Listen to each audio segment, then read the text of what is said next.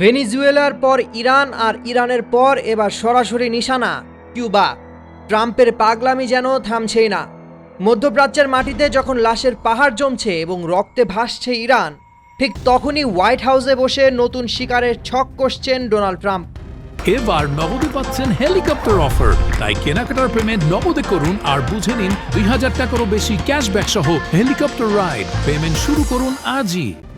সম্প্রতি football club inter মায়ামির খেলোয়াড়দের সাথে হোয়াইট হাউসে এক আড্ডায় সাংবাদিকদের সামনে ট্রাম্প অত্যন্ত অবলীলায় এ ভয়াবহ ইঙ্গিত দেন।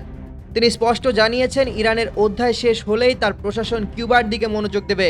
এই ধ্বংসাত্মক মিশনে পররাষ্ট্রমন্ত্রী মার্কো রুবিওকেও তার অসাধারণ কাজের জন্য দম্ভ ভরে বাহবাও দিয়েছেন।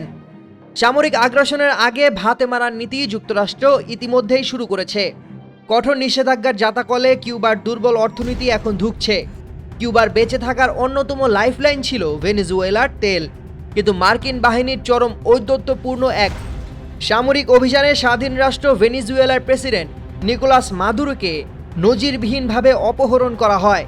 ওই আগ্রাসনে প্রাণ হারান বেশ কয়েকজন কিউবান নাগরিক। এর মধ্য দিয়ে কিউবাকে চারপাশ থেকে আষ্টে পিষ্টে বেঁধে ফেলার কাজটা সেরে রেখেছে ট্রাম্প প্রশাসন।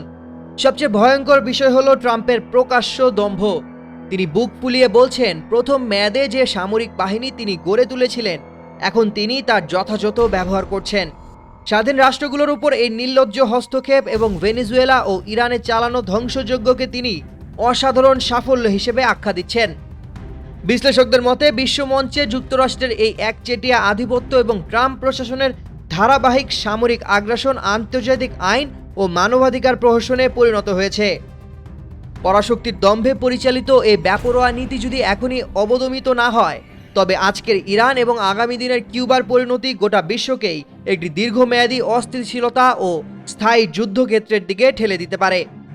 Desk report, ২১ television.